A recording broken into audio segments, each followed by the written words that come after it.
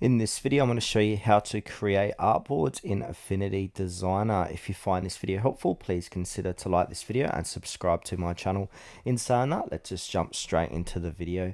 Okay, so what we need to do is open up Affinity Designer. Then from here, we've got the option to click onto new and then choose a page. So you can choose any page for this. So I'm going to choose an A4 for this and then create document. So now I've got a new document. I'm just going to zoom out a little bit just to make it look easier while I create this artboard.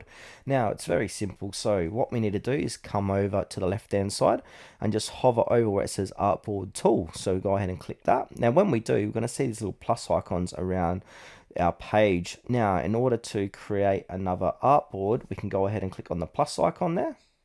So I'm going to click on the plus, there we go. And also I can Control C, Control V. Now I've got 3, Control C, Control V again. As you can see, I'm making multiple of these. We can even select 3 of them and create one like that. But I'm just going to delete that. We can draw a new artboard. We can have different sizes. So yeah, there's so much customization you can do, but that's how to create artboards in Affinity Designer. And also you can rename these as well. So if you click onto it, you can change the name. So artboard 1, we can change the name here to artboard, say 2, just to make it easier. So you see that's changed. So you can do that with all your different artboards.